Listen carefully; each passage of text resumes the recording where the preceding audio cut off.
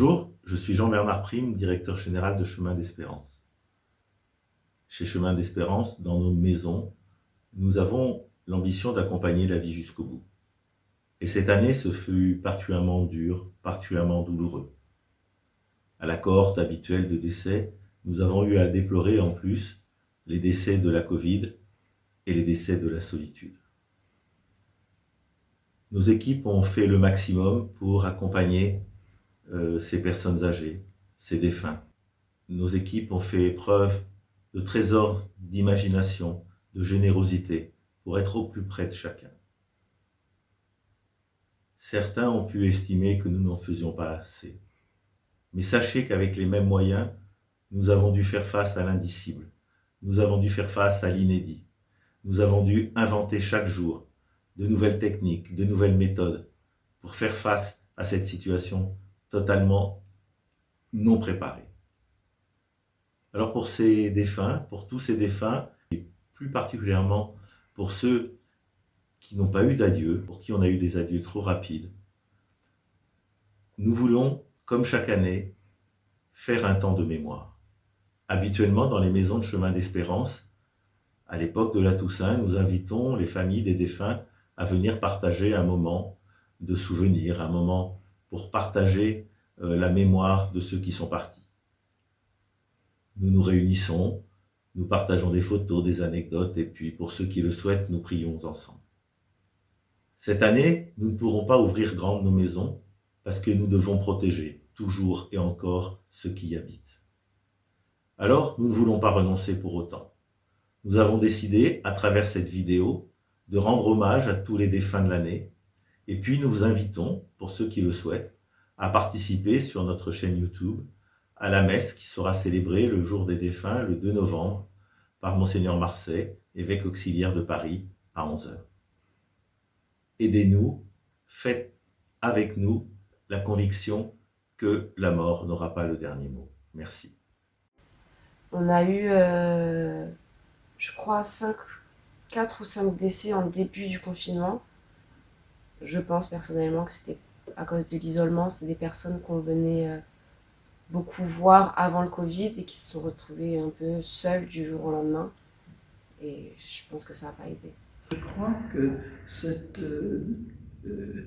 période d'isolement a aggravé un peu des situations qui étaient déjà très fragiles. Et ça a été très court, hein. C'était très court. Pourquoi? Parce que l'annonce du test de Covid positif, une semaine après, on va dire, entre une semaine par là, une ou deux, même pas, il est parti. Imaginez, on savait quand même que quand il y avait eu un décès comme ça, on évacuait immédiatement le corps. Donc, elle est partie comme ça. Au moment des obsèques, la veille, on fait toujours une veillée qui nous fait un peu rappeler tout ce qu'on a vécu avec cette sœur. Et là, elles sont parties. On ne leur a pas dit au revoir. Le seul au revoir qu'on ait pu faire, c'est lorsque le cercueil partait de la maison vers le funérarium. À ce moment-là, on se réunissait dans la cour d'honneur et notre aumônier était là pour animer un peu un court temps de prière, une manière de lui dire au revoir. Maman est décédée le 21 avril dernier au moment du confinement. Elle n'est pas décédée du Covid, mais uniquement du confinement, de la tristesse qu'elle a eue de ne plus voir personne, plus de visites et plus personne dans les couloirs de la maison. Comme elle avait des moments d'absence, elle ne comprenait pas, il était impossible de lui expliquer que le virus sévissait et qu'il fallait être confinée dans sa chambre. Et donc, je pense qu'elle a dû finir par s'enfermer dans un sommeil profond, au point de ne plus s'alimenter et de ne plus se lever, de dormir nuit et jour. Et donc, grâce à à la maison, aux directrices et au personnel, nous avons été appelés, mes frères et moi, et nous avons pu rendre visite à maman régulièrement, à une personne par jour. Jusqu'au jour où l'infirmière m'a rappelé en me disant que maman allait nous quitter dans la journée ou le lendemain. Donc maman a eu quand même de très belles obsèques dans l'intimité. Alors la famille, pour moi, l'accompagnement de la famille, c'était par téléphone, par WhatsApp, voilà. Et là, c'est pour la communauté, c'est un grand choc. Et le plus grand choc, c'est quand on a pu se retrouver en communauté. Tout d'un coup, on n'était plus 12, on était 10. Alors j'avais mis en valeur la photo des deux. Et bon, on a dit une prière ensemble. C'était très très fatigant. Moi, pour ma part, c'était vraiment très fatigant. Il y avait beaucoup de pression. Et psychologiquement, c'était assez compliqué pour nous, tout en sachant qu'en dehors du travail, on a une vie à l'extérieur. Et quand on revenait travailler, il y avait aussi cette pression-là morale qu'on ne ramène pas la maladie dans l'établissement. Donc après, c'est vrai qu'aussi, il a fallu que tout soit réorganisé, pas spécialement nos horaires, mais notre façon de travailler. Quand j'ai appris le décès, vraiment, j'étais vraiment surprise. S'il a été vite parti. Oui. Et j'avais demandé à sa fille d'aller le voir, me dit non, vaut mieux vous rester avec de l'avoir connu comme vous l'avez connu. Mais j'ai été tellement surprise que sa fille, elle a vu vraiment que c'était sincère. Que je l'aimais beaucoup. Dans mon métier, moi qui est infirmière, on accompagne les gens pendant leur étape finale. Généralement, après un décès, les familles nous remercient toujours par un petit mot, un grand bouquet de fleurs, une petite carte aussi qui interprètent leur profond remerciement pour nous dire merci d'être là pour l'étape finale de nos parents, d'avoir cette patience. Franchement, ça nous touche beaucoup. Nous avons perdu 4 sœurs en 11 jours. 2 sont décédées du Covid, les 2 autres étaient malades ou en tout cas très très fatiguées et ça nous a moins surpris. Mais la dernière en particulier nous a beaucoup atteint. Nous avons essayé de faire face en communauté. Ce qui nous a beaucoup aidé, c'est qu'à chaque départ, si on peut dire, il y a eu une petite célébration dans la cour d'honneur où il y avait beaucoup étaient présents. Le directeur était souvent là, les soignants et puis le personnel de direction, et le prêtre bien sûr, et puis quelques membres du conseil général. Et là, nous avons pu faire un petit hommage à chaque personne et les accompagner comme on a pu de cette façon-là. Ce qui a été très beau aussi, c'est que ça s'est vécu pour tous les résidents qui sont décédés à ce moment-là du Covid. Il y a vraiment un moment de partage entre les résidents et nous, donc forcément il y a quand même, il y a quand même, on s'attache un peu quand même. On essaie de mettre la barrière, mais bon, voilà, c'est pas facile. Bon, je trouve que tout le monde, depuis le directeur à tout le personnel, est super. Super. Tous les jeunes qui sont là sont formidables. Nous savions que d'autres personnes parmi les résidents que nous connaissions bien étaient atteints. Et puis, par la fenêtre, on voyait le fourgon passer. Bon, lequel est dedans, qui est mort, qui est parti. J'ai toujours été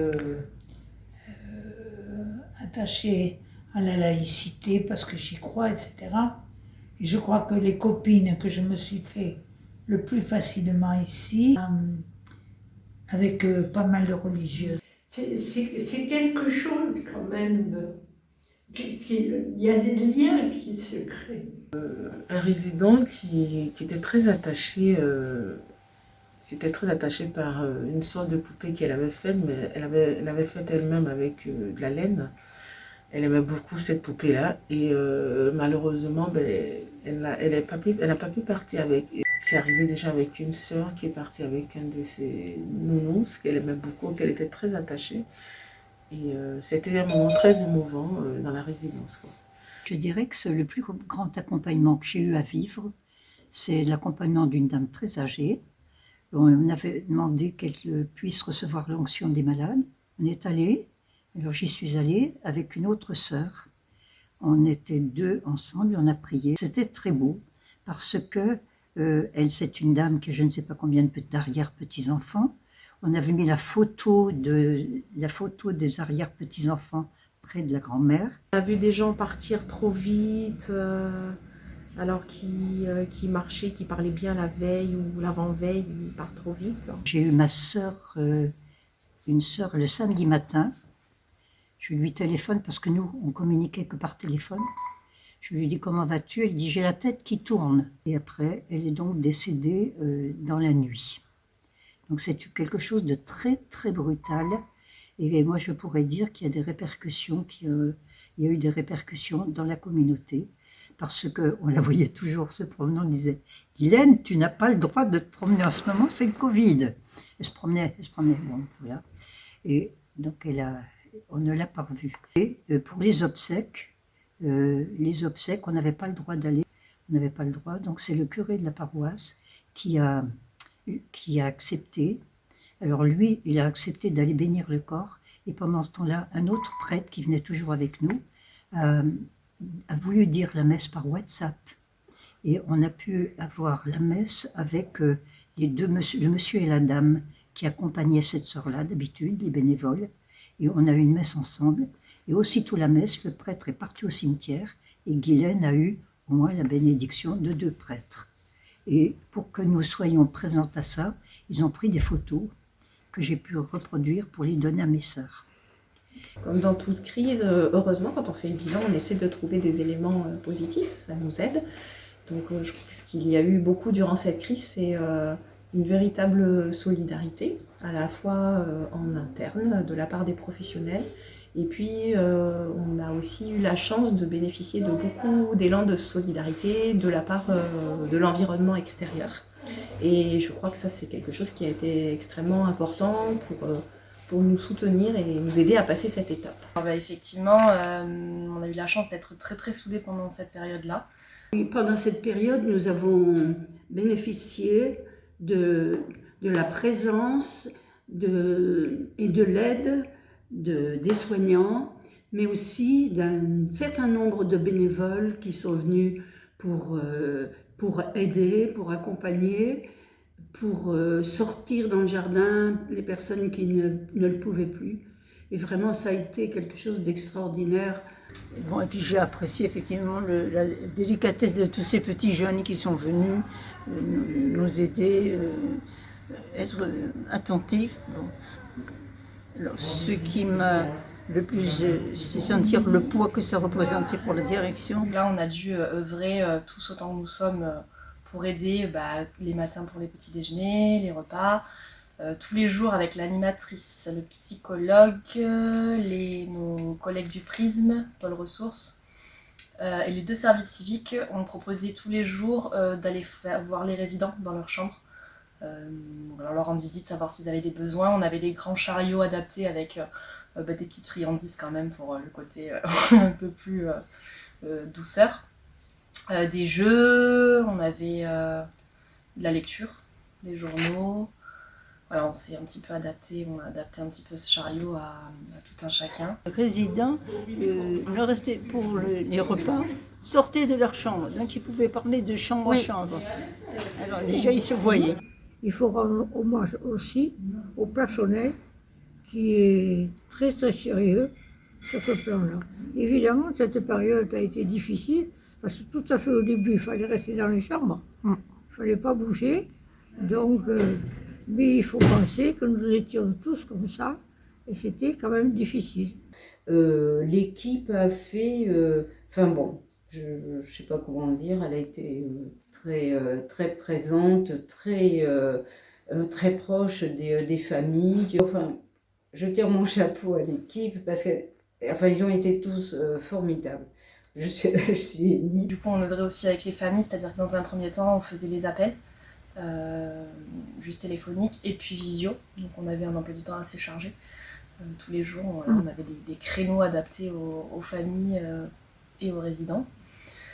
Et dans un second temps, quand on a commencé un petit peu à déconfiner, on était aussi présent sur les visites des familles parce que tout était aussi cloisonné entre guillemets. Ils étaient dans une salle bien précise qui était désinfectée à chaque fois, en présence d'un professionnel. Donc on se relayait à tour de rôle, nous qui étions un peu en plus finalement sur cette période-là où on était plus dans l'accompagnement psychologique du résident ou des familles. Mais du coup, voilà, on était très présents en ce sens-là et on pouvait se détacher pour gérer des situations de crise.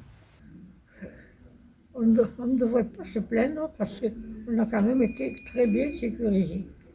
Il y a une organisation qui a fait qu'on est très bien sécurisés, aussi bien par le service civique que par les aides-soignantes et les infirmières. On a eu des distributions de gâteaux, on a eu des repas gratuits, on a eu des vêtements, après on a eu des tablettes, on a eu des ordinateurs, on a eu beaucoup de dons. Et on a eu des masques en tissu, on a eu ça, des crèmes pour les mains, enfin, on a eu beaucoup de dons. Ouais. Moi, l'accompagnement de la communauté, c'était, alors que moi-même j'avais le Covid, c'était de sortir chez les sœurs la souffrance qu'elles avaient vécue. Je crois qu'à chaque situation, quelle qu'elle soit, on a la force qui nous est donnée pour l'accomplir, pour la vivre. Il y a quelque chose de fort que nous avons vécu et qui nous a donné beaucoup de courage pour continuer la vie, parce que la vie continue malgré tout.